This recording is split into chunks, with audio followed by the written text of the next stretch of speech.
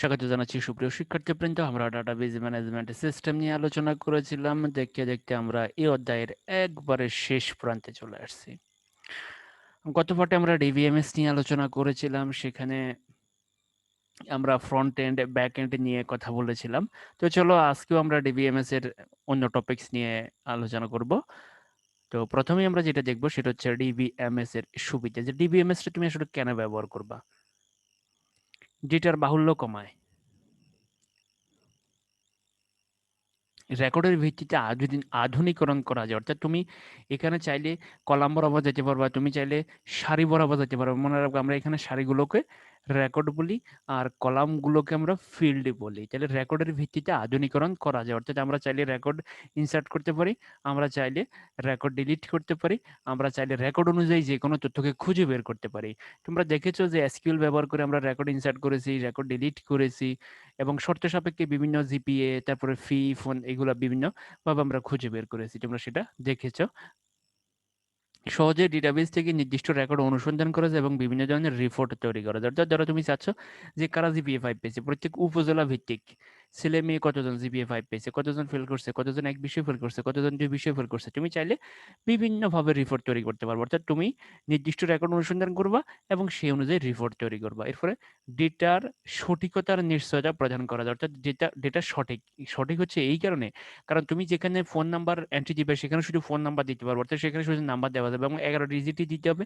কারণ phone number হচ্ছে 11 digit বিশিষ্ট, 11 ডিজিটের কম তুমি এখানে এন্ট্রি করতে পারবে না, আবার বেশিও তুমি এন্ট্রি করতে পারবে না। কারণ তোমাকে কি করতে হবে, এই যে ডেটার যে সাইজ আছে সাইজটাকে তোমাকে কনফার্ম করে দিতে হবে। তাহলে তুমি যে সাইজের সেই সাইজের ডাটা এন্ট্রি দিতে পারবে। এরপরে যেখানে জিপিএ যাওয়ার কথা সেখানে তুমি জিপিএ দিতে পারবা, জিপিএ 5-এর বেশি কোথাও দিতে পারবে না। অর্থাৎ তোমার এখানে ভুল লেখার কোনো সম্ভাবনা নাই। যে অনেক জায়গায় দেখা যায় যে হাতে লেখার সময় দেখা যায় যে জিপিএ ভুল হচ্ছে, বা যে কোনো জায়গায় মানে একটা যে আমরা যখন অনেক লিখে থাকি, কলম দিয়ে লেখা শুরু করি, তখন দেখা গেছে যে লিখতে লিখতে লিখতে লিখতে অনেক সময় বেমালুম আমরা ভুলে যাই যে আসলে আমরা কি লেখার কথা কি লিখে ফেলছি। এরকম মাঝে মধ্যে কিন্তু দুই একটা শব্দ কিন্তু ভুলে চলে আসে। তো কিন্তু ডেটাবেজের ক্ষেত্রে এই জিনিসটা হওয়ার কোনো উপায় নাই। ডেটার নিরাপত্তা নিশ্চিত করা যায়, অর্থাৎ ডেটার অনুমোদিত ব্যবহার রোধ করা যায়। অর্থাৎ তুমি ডেটার সিকিউরিটি এখানে স্ট্রং করতে পারবা ডেটাবেজ ডিবিএমএস সিস্টেমের মাধ্যমে। অর্থাৎ অনুমোদন ছাড়া কেউ এই ডেটাবেজ ব্যবহার করতে পারবে না। ডেটা রিডান্ডেন্সি দূর করা যায়। তো ডেটা রিডান্ডেন্সিটা কি, এটা নিয়ে আমরা পরবর্তী বিস্তারিত আলোচনা করবো। অর্থাৎ রিডান্ডেন্সি হচ্ছে ডেটাকে বিভিন্ন ছোট ছোট টেবিলে বিভক্ত করা। যখন যেমন তোমরা দেখছো আমরা যখন এসকিউএল নিয়ে কাজ করছি তখন সেখানে এমপ্লয়ি টেবিল, অর্থাৎ ধরো একটা প্রতিষ্ঠান, ধরো কলেজ, সেখানে এমপ্লয়ি আছে, সেখানে শিক্ষার্থী আছে, তারপর শিক্ষার্থীরা যখন ভর্তি হয় তখন তাদের জন্য যে ডেটাবেস তৈরি হয় সেটা হচ্ছে ইনফো টেবিল। যখন তারা একটা পরীক্ষা অবতীর্ণ হয় তখন যে ডেটাবেস তৈরি হয় তার নাম হচ্ছে ধরো রেজাল্ট টেবিল। সেখানে তাদের রোল থাকবে, রেজিস্ট্রেশন থাকবে, তাদের মার্ক থাকবে, তাদের জিপিএ থাকবে। তো এই যে দেখো, এমপ্লয়ীদের জন্য একটা টেবিল, তারপর হচ্ছে তোমার স্টুডেন্টদের ইনফরমেশনের জন্য একটা টেবিল, তারপর হচ্ছে তাদের রেজাল্টের জন্য একটা টেবিল, তারপরে ধরো একটা টেবিল থাকবে ক্লাস রুটিন, একটা টেবিল থাকবে কোর্স নিয়ে। অর্থাৎ তুমি ছোট ছোট কাজের জন্য মানে তোমাকে জিনিসগুলোকে ভাগ করে ফেলতে হবে। তো এতে দেখা গেছে যে কি হবে, যে তুমি এই যে সহজে যে কোনো ডাটা যে কোনো জায়গা থেকে খুঁজে বের করতে পারবে এবং তুমি চাইলে ডাটা টেবিলগুলোর মধ্যে রিলেশন তৈরি করে নিতে পারবা। প্রোগ্রাম ডেটা নির্ভরশীলতা দূর করে, প্রোগ্রাম ডেটা নির্ভরশীলতা দূর করে। এরপরে সহজেই ডেটা শেয়ার করা যায়, যে কারোর সাথে তুমি ডেটা শেয়ার করতে পারবে। এবার আসো ডিবিএমএস এর অসুবিধা। অসুবিধা কিন্তু অবশ্যই আছে। ভুল ডেটার কারণে অনেক সময় ডেটাবেস প্রক্রিয়াকরণ পদ্ধতি ধীরগতি সম্পন্ন হয়। ভুল ডেটার কারণে তুমি ডেটাবেসের ডেটা এন্ট্রি ভুল দিছো, এই ভুল ডেটার কারণে তোমার প্রক্রিয়া করতে কিন্তু অনেক সময় লাগবে। ধরো তুমি কোথাও যে এই যে জিপিএ বা জিপিএ ফি, তুমি ফির জায়গায় কোথাও কোথাও একটা ভুল ডেটা অ্যান্সার, ধরো তোমার দোকানে একটা লোক বাকি নিছে 5,000 টাকা, তুমি সেখানে হয়তো বলে 6,000 টাকা দিয়ে দিছো, বা বলে 5,500 টাকা দিয়ে দিছো, অথবা বলে 4,000 টাকা এন্ট্রি দিয়ে দিছো। তাহলে তোমার ম্যানুয়ালি তুমি কিন্তু সারাদিন বসেও কিন্তু এটা খুঁজে বের করতে পারবে না যে কোন জায়গায় তোমার মিস্টেক হয়েছে। তখন মানে এই যে ধরনের ভুলগুলো, এখানে খুঁটিনাটি ভুলগুলো কিন্তু মানে খুঁজে বের করতে অনেক সময় লাগে। এটা কিন্তু একটা বড় ধরনের অসুবিধা। কিছু ভুল ডেটা সম্পূর্ণ ডেটাবেসকে প্রভাবিত করতে পারে।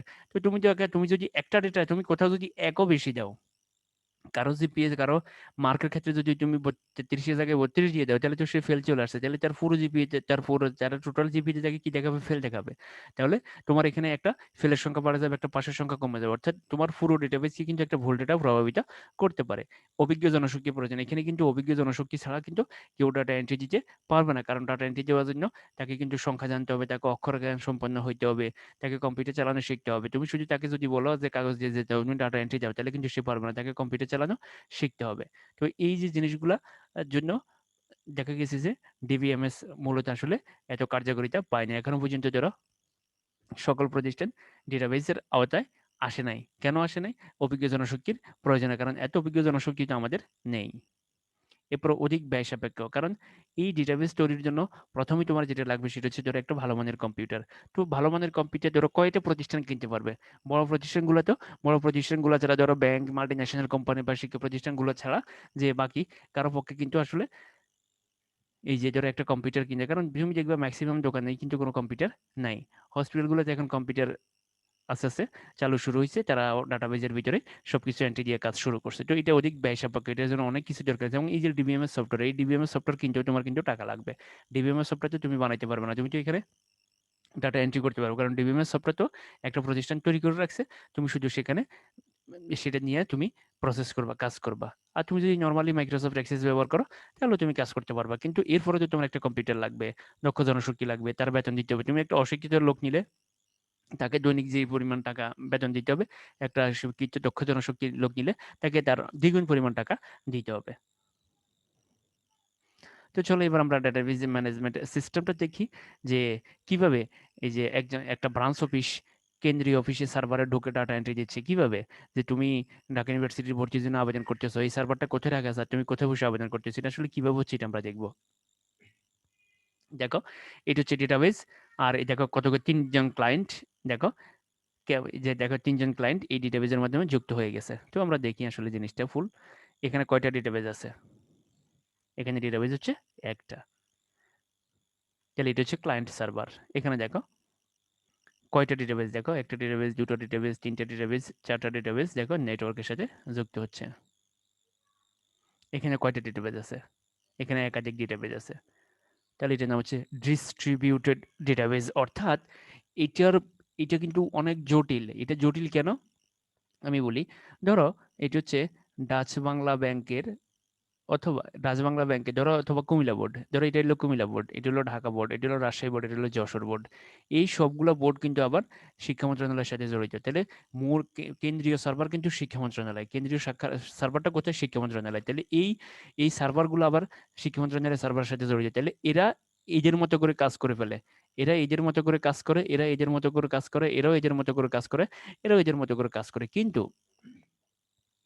এদের সব ডাটা যায় কোথায় জমা হয়? কেন্দ্রীয় ব্যাংকের কেন্দ্রীয়, এই যে কেন্দ্রীয় যে ডাটাবেজ আছে সেই ডাটাবেজে গিয়ে জমা হচ্ছে। তাহলে এটা হচ্ছে ডিস্ট্রিবিউটেড ডাটাবেজ। দেখো এখানে কিন্তু ক্লায়েন্ট সার্ভারের ডাটাবেজ কিন্তু একটা, সকল ক্লায়েন্ট, যেমন ধরো তুমি ঢাকা ইউনিভার্সিটির ভর্তির জন্য আবেদন করতেছো, তাহলে এখানে ডাটাবেজ হচ্ছে একটা, হাজার হাজার শিক্ষার্থী বিভিন্ন প্রান্তে বসে, ঘরে বসে, দোকানে বসে কিন্তু আবেদন করে ইন্টারনেটের মাধ্যমে যুক্ত হইয়া। আর এটা হচ্ছে বিভিন্ন মাল্টি ন্যাশনাল কোম্পানিগুলা কিন্তু তৈরি করে ডিস্ট্রিবিউটেড ডাটাবেজ, কারণ তারা তাদের প্রত্যেকটা প্রতিষ্ঠানের জন্য আলাদা আলাদা ডাটাবেস থাকে। যেমন ধরো তোমার square pharmacy, square group, square গ্রুপের ধরো ফার্মাসিউটিক্যাল সেকশন আছে, স্কোয়ার গ্রুপের ধরো মশলা সেকশন আছে, স্কোয়ার গ্রুপের ধরো তোমার এই যে তাদের টেক্সটাইল সেকশন আছে, তো তাদের প্রত্যেকটা সেকশনের জন্য ধরো আলাদা আলাদা ডেটাবেস।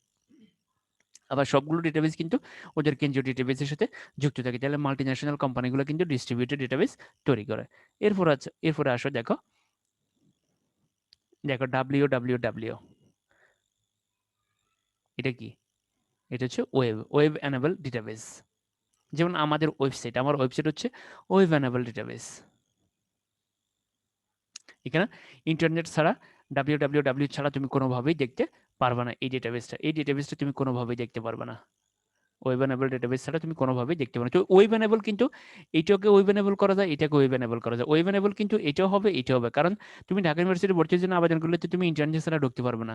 তুমি এই যে ডিস্ট্রিবিউটেড ডাটাবেস তুমি কিন্তু ইন্টারনেট ছাড়া তুমি ব্যবহার করতে পারবে না। তো আমরা কিন্তু পরবর্তী যে বিস্তারিত আলোচনা করবো এগুলো, যে আসলে কোনটা সুবিধা করতে অসুবিধা করতে, কোনটা কিভাবে কাজ করে, এটা কিন্তু আমরা বিস্তারিত দেখবো। তবে তোমরা জেনে রাখো ডিবিএমএস হচ্ছে 3 ধরনের, একটা হচ্ছে ক্লায়েন্ট সার্ভার, একটা হচ্ছে ডিস্ট্রিবিউটেড ডেটাবেস, একটা হচ্ছে ওয়েব এনেবল ডেটাবেস। এখানে www থাকে। তাহলে তোমাকে এমসিকিউতে দিতে পারে যে www কোন ডেটাবেজের জন্য গুরুত্বপূর্ণ, সেটা হচ্ছে ওয়েব এনেবল ডেটাবেস। ডিস্ট্রিবিউটেডটা তোমরা দেখছো, ডিস্ট্রিবিউটেড হচ্ছে দেখো এই যে অনেকগুলো ডেটাবেস থাকবে, সেটা আবার কেন্দ্রীয় ডেটাবেসের সাথে যুক্ত। আর ওয়েব এনেবল হচ্ছে শুধুমাত্র www ব্যবহার করবো ইন্টারনেটের মাধ্যমে তোমরা ডেটাবেসের সাথে যুক্ত হবে। দেখো এটা হচ্ছে ধরো সার্ভার, আর এই যে দেখো কতগুলো লোক এদের সাথে যুক্ত হয়েছে কিসের মাধ্যমে, www এর মাধ্যমে। তাহলে ডিবিএমএস কত প্রকার? 3 প্রকার: client server database, distributed database, web enable database. এখন আমরা দেখবো ক্লায়েন্ট সার্ভারটা। ক্লায়েন্ট সার্ভার কি, ক্লায়েন্ট সার্ভার কিভাবে কাজ করে, এটা আমরা আজকে দেখবো। দেখো ক্লায়েন্ট সার্ভার এটি হচ্ছে ডেটাবেস সার্ভার। খেয়াল করো, আমি আগে বলছি ইন্টারনেট ছাড়া কোনো কাজ করতে পারবো না। দেখো এটি হচ্ছে ডেটাবেস সার্ভার, এখানে ডেটাবেস রাখা আছে। এই তুমি নেটওয়ার্কের মাধ্যমে দেখো তোমরা যুক্ত হইবে। ধরো এটা ঢাকা ইউনিভার্সিটিতে তুমি ভর্তির জন্য আবেদন করতেছো, বা তুমি বুয়েটে ভর্তির জন্য আবেদন করতেছো, তুমি এনএসটিতে ভর্তির জন্য আবেদন করতেছো।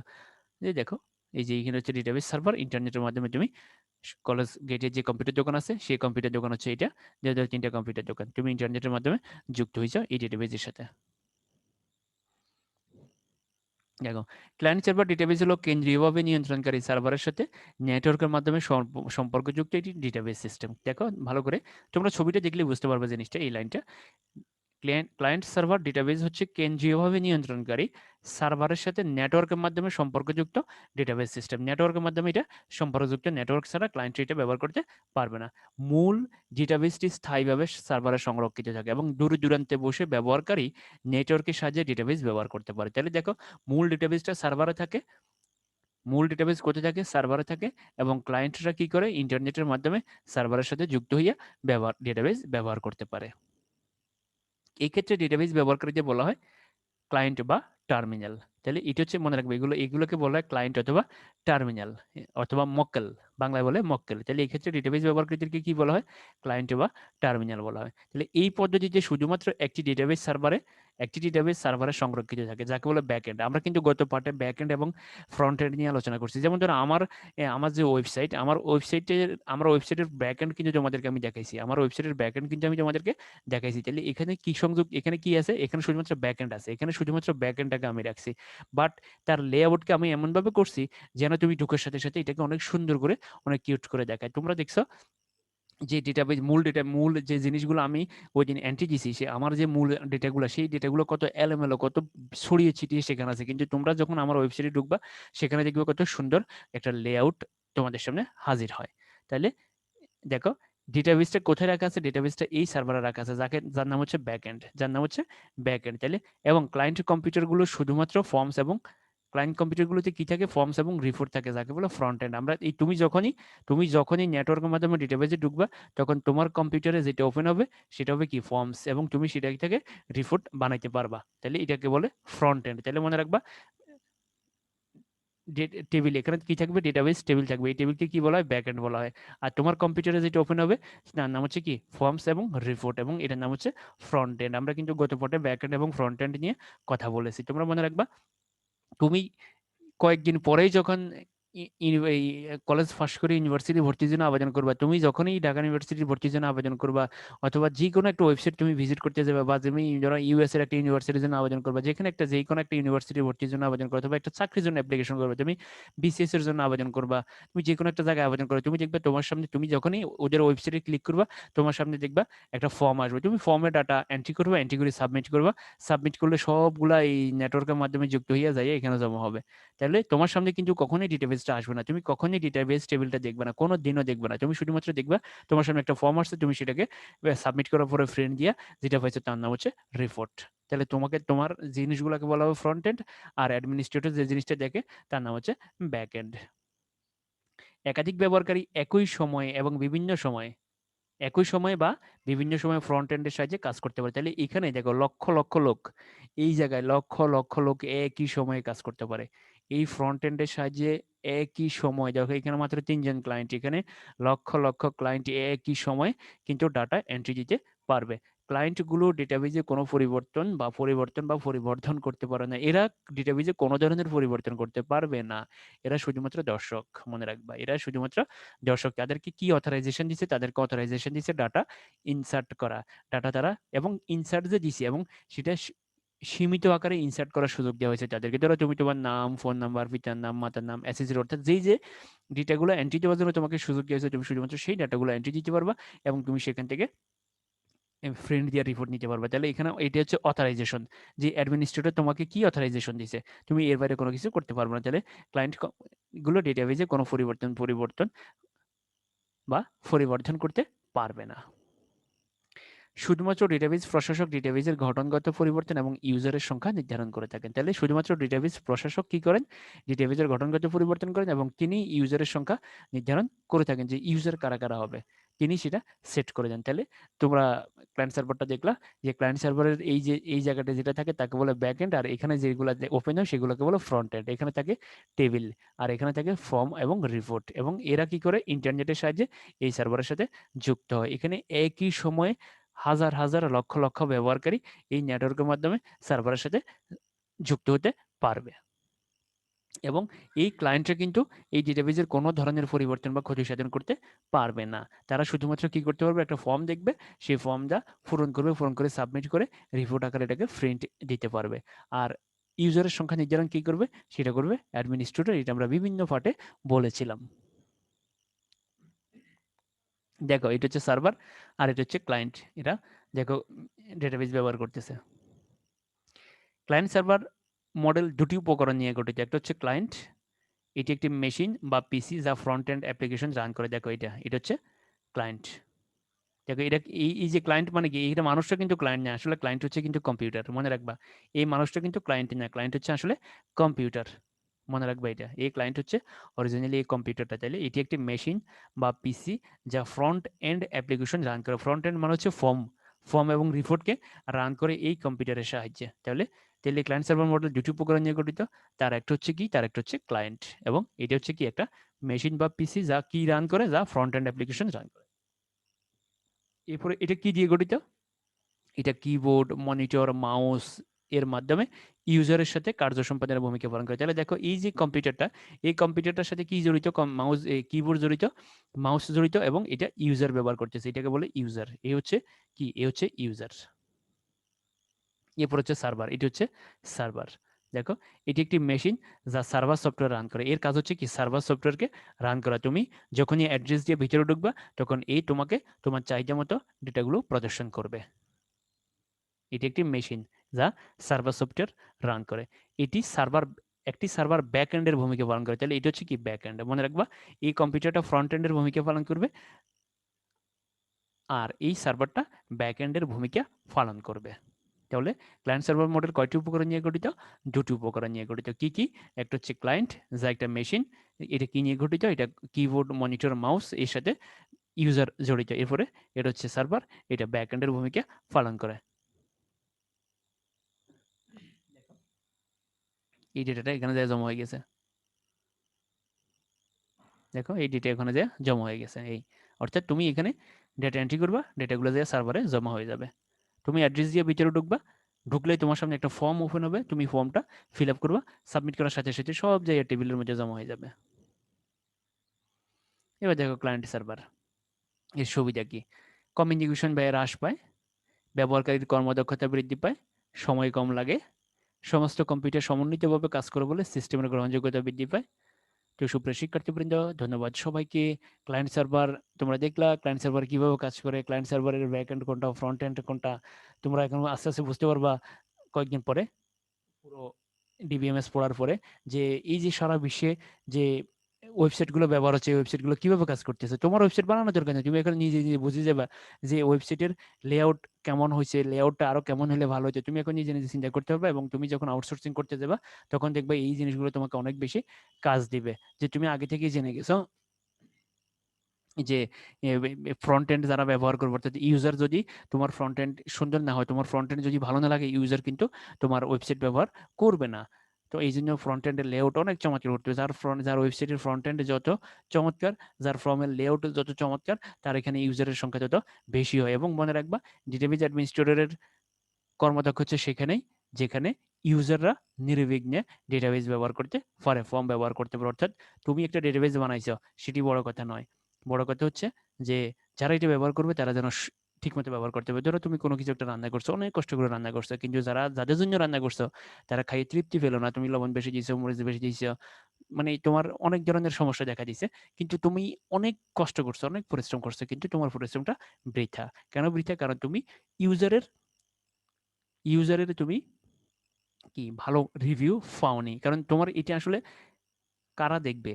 যারা দেখবে তাদের জন্য তাদের কথা তোমাকে চিন্তা করতে হবে। তুমি তোমার সুন্দর লাগলে হবে না। তুমি একটা ড্রেস পরছো, তোমার পছন্দ হইলে হবে না। তোমাকে যারা দেখবে তাদের পছন্দ হইতে হবে। এই জন্য সবসময় বলা হয় যে ড্রেস পরতে হবে অন্যের পছন্দ মতো, আর খাইতে হবে নিজের পছন্দ মতো। তাহলে এটা খেয়াল রাখবা যে তুমি যখন ওয়েবসাইট বানাইবা, তুমি যখন ডেটাবেস তৈরি করবা, তার ফ্রন্ট এন্ড কিন্তু চমৎকার হইতে হবে, তার লেআউট কিন্তু অনেক সুন্দর হইতে হবে। তাহলে তুমি দেখছো যে ক্লায়েন্ট সার্ভার ডেটাবেসটা কিভাবে কাজ করে, যে লক্ষ লক্ষ ক্লায়েন্ট একই সময় ইন্টারনেটের সাহায্যে ডেটাবেস সার্ভারের সাথে যুক্ত হয়। ক্লায়েন্টগুলো হচ্ছে ফ্রন্ট এন্ড আর সার্ভারটা হচ্ছে ব্যাক এন্ড। এটা এই জায়গা থেকে কিন্তু বেশিরভাগই এমসিকিউ প্রশ্ন হয়। এখান থেকে সিকিউ প্রশ্ন খুব কম হয়। এইজন্য তোমরা এখানে এই জিনিসগুলো একটু ভালোভাবে পড়ে নিবা। ধন্যবাদ সবাইকে।